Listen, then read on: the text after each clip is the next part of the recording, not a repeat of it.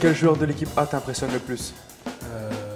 Tu peux Pour dire moi, moi. c'est Adrien Trebel. Je trouve qu'il est très bien occupé ces derniers temps et voilà, c'est Adrien qui m'impressionne le plus. Ta position en plus. Ouais, c'est aussi peut-être pour ça que c'est plus Adrien que quelqu'un d'autre.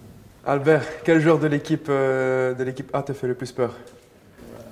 Je sais pas, peur, pas peur, mais impressionnant. Il y a, on va dire, Théodorczyk quand même, impressionnant. Pourquoi? Il a un gabarit assez imposant et sa manière d'être est assez spéciale aussi.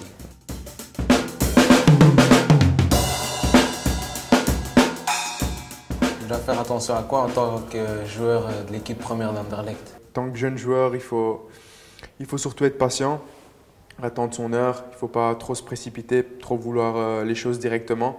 Je crois que la chance va venir au moment où tu le mériteras. Il ne faut pas se mettre trop de pression et se dire que c'est déjà bien là où tu es. Donc c'est ça, surtout pas se mettre de pression et profiter des moments où tu es déjà avec l'équipe première. Qu'as-tu appris de ton expérience à l'étranger? Beaucoup, hein. Il y a plein de choses. Déjà, le fait de vivre seul à l'étranger, au début en tout cas, avant que ma femme arrive. Voilà, ça t'apprend à devenir plus mature, ça t'apprend à vivre seul, à devoir te débrouiller un peu et d'apprendre d'autres langues, d'essayer de t'intégrer dans des autres équipes, déjà ça. Et puis au niveau du foot, ben voilà, j'ai opté pour un certain style de jeu. Là-bas en Autriche, en Allemagne, c'était un certain style de jeu assez particulier. Donc j'ai beaucoup appris de cette expérience-là.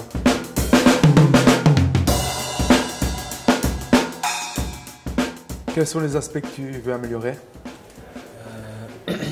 Encore parcourir plus de kilomètres sur le terrain et être encore plus agressif pour récupérer plus de ballons.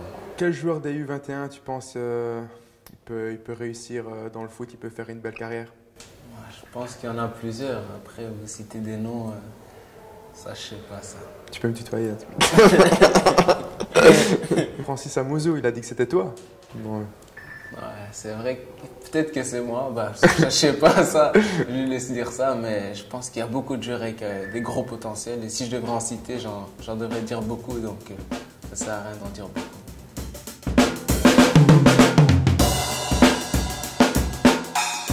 Qu'est-ce qui différencie Hein Van Asdebroek des autres entraîneurs que tu as déjà connus?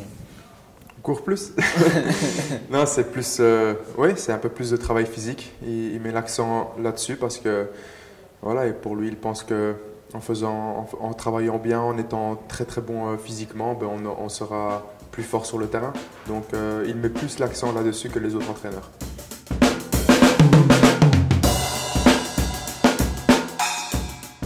Où est-ce que tu te verrais dans 5 ans?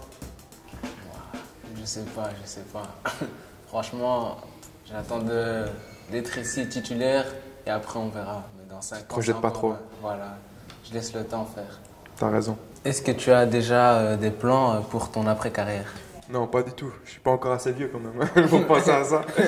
Donc non, franchement, j'en ai aucune idée. J'essaie d'abord de faire la meilleure carrière possible et puis on verra ce qui m'attend après le foot. Dans 5 ans, tu te vois où toi? L'équipe, je sais pas. Moi, je me vois heureux avec ma famille, avec mon enfant, peut-être plusieurs d'ici là. Si déjà avec ça tout va bien, ben je serai heureux et puis on verra où le vent m'emmènera dans le foot. Mais voilà, je me prends pas trop la tête comme toi. Je me mets pas d'objectif à long terme. On verra ce qui m'attend.